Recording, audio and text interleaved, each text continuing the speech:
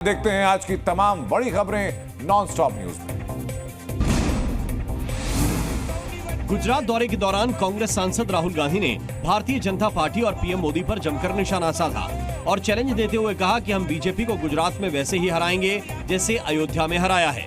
नरेंद्र मोदी और बीजेपी को गुजरात में जैसे हमने अयोध्या में हराया है, वैसे ही हम गुजरात में इनको हराने जा रहे हैं। साथ ही राहुल गांधी ने अयोध्या को लेकर भी मोदी सरकार को घेरा और चुन चुनकर हमला बोला। बहुत सारे लोगों से जमीन ली गई, बहुत सारे लोगों की दुकानें, घर तोड़े गए। आज तक उनको नरेंद्र मोदी जी ने कॉम्पनसेशन नहीं दिया। इसके अलावा राहुल गांधी ने राजकोट गेम जोन हादसे, मोरबी ब्रिज और सूरत हादसे के पीड़ितों से भी मुलाकात की। देश में 18वीं लोकसभा के गठन के बाद अब मोदी सरकार अपने तीसरे कार्यकाल का पहला बजट पेश करने जा रही है। केंद्रीय बजट 2024 की तारीखों का ऐलान भी हो गया है। वित्त मंत्री निर्मला सीतारमण 23 जुलाई को संसद में बजट पेश करेंगी। ये बजट सत्र 22 जुलाई से 12 अगस्त तक चलेगा। इस बजट में मिडिल क्लास को टैक्स में छूट मिल सकती है।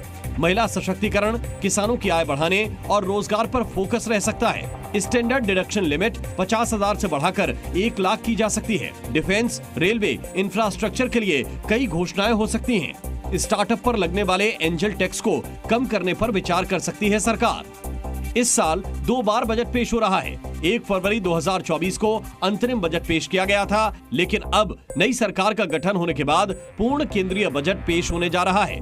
इस बार बजट पेश करने के साथ ही केंद्रीय वित्त मंत्री निर्मला सीतारमण के नाम एक अनोखा रिकॉर्ड दर्ज हो जाएगा। सीतारमण लगातार 7 केंद्रीय बजट पेश करने वाली पहली वित्त मंत्री बन जाएंगी। लोकसभा चुनाव के नतीजों के बाद बीजेपी का पूरा फोकस अब यूपी पर है। यूपी में हारी हुई सीटों पर मंथन का दौर जारी है। बीजेपी नेताओं के साथ पार्टी संगठन महामंत्री लखनऊ में बीएल संतोष ने पहले क्षेत्रीय अध्यक्ष और प्रदेश मंत्री के साथ बैठक की। उसके बाद सीएम योगी, भूपेंद्र चौधरी, धर्मपाल सिंह, डिप्टी सीएम केशव मौर्य और ब्रजेश पाठक के साथ भी बैठक की। इस बैठक में प्रदेश बीजेपी ने उन्हें हार की समीक्षा रिपोर्ट सौंपी। इस रिपोर्ट में लोकसभा चुनाव में हारी हुई सीटों पर चर्चा हुई। इसके अलावा पार्टी की आंतरिक कलह पर भी चर्चा की गई और 14 जुलाई को होने वाली प्रदेश कार्य समिति की बैठक पर भी बात की गई। इस बैठक में पहली बार बीजेपी के 1918 मंडलों के मंडल अध्यक्ष बुलाए गए हैं, जिसमें राष्ट्रीय अध्यक्ष जेपी नड्डा और रक्षा मंत्री राजनाथ सिंह शामिल होंगे। दरअसल 2024 के लोकसभा चुनाव में यूपी में बीजेपी को उम्मीद के मुताबिक नतीजे नहीं मिले, जिसके बाद लगातार बैठकों का दौर चल रहा है और हारी हुई सीटों पर चर्चा की जा रही है। जम्मू कश्मीर दौरे पर पहुंचे बीजेपी अध्यक्ष जेपी नड्डा ने कांग्रेस को घेरा। उन्होंने कहा कि 13 राज्यों में कांग्रेस जीरो हो गई है। वो अपने वोटों पर नहीं जीती, बल्कि दूसरों के सहारे जीती है।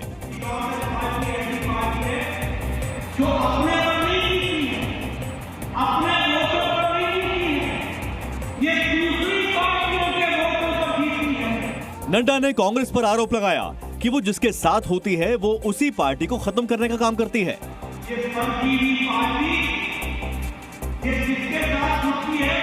आपको मालूम होगा उसी पार्टी को समाप्त करने का काम करती है और इसलिए ऐसी फर्जी पार्टियां ये दिखाने के लिए आगे आ सकती हैं। 2 जुलाई को हाथरस में हुए भगदड़ मामले में पुलिस की जांच तेज हो गई है। आज मुख्य आरोपी मधुकर को कोर्ट में पेश किया गया। कोर्ट ने उसे 14 दिनों की न्यायिक हिरासत में भेजा है।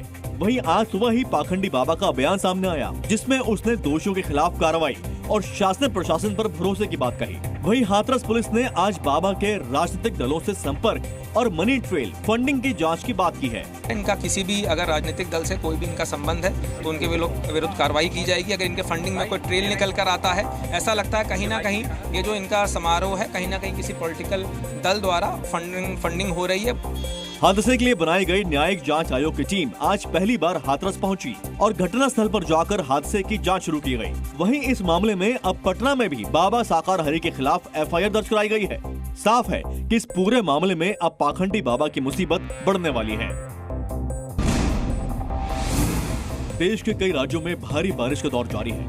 राजस्थान में लगातार बारिश से बाढ़ जैसे हालात बन गए हैं। नदी नाले उफान पर हैं। इसी बीच टोंक जिले से एक वीडियो सामने आया, जहां बारिश के पानी के तेज बहाव में एक ट्रक तिनके की तरह बह गया। वहीं मानसून की बारिश ने असम के 29 जिलों में सैलाब का संकट ला दिया है। शहरी इलाकों में भी बारिश की वजह से पानी भर गया है, जिससे लोगों को काफी परेशानियों का सामना करना पड़ रहा है। बाढ़ से मरने वालों की संख्या अब तक 62 पहुंच गई है और 21 लाख लोग प्रभावित हैं। मौसम विभाग ने अगले 2 दिनों के भीतर दिल्ली, पंजाब और उत्तर प्रदेश में भारी बारिश होने की आशंका जताई है। वहीं उत्तराखंड और हिमाचल प्रदेश में भी बादल जमकर बरसेंगे। मौसम विभाग ने इन राज्यों के लिए ऑरेंज और रेड अलर्ट जारी किया है। कर्नाटक में अगले 24 घंटे में भारी बारिश का रेड अलर्ट है। प्रधानमंत्री नरेंद्र मोदी ने आज ब्रिटेन के नए प्रधानमंत्री कीर स्टारमर से फोन पर बातचीत की और उन्हें बधाई दी।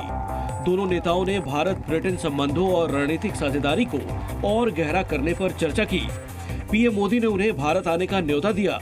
ब्रिटेन में ऋषि सुनक के नेतृत्व में कंजर्वेटिव पार्टी का 14 साल का शासनकाल खत्म हो गया है और अब नई सरकार लेबर पार्टी बनाने जा रही है। लेबर पार्टी की ओर से कीर स्टारमर इंग्लैंड के नए पीएम होंगे।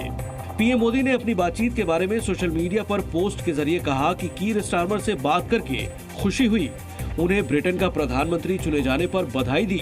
पीएम मोदी ने पोस्ट में कहा कि लोगों की प्रगति और समृद्धि और वैश्विक भलाई के लिए व्यापक रणनीतिक साझेदारी और दोनों देशों के आर्थिक संबंधों को गहरा करने के लिए प्रतिबद्ध है। जी न्यूज़।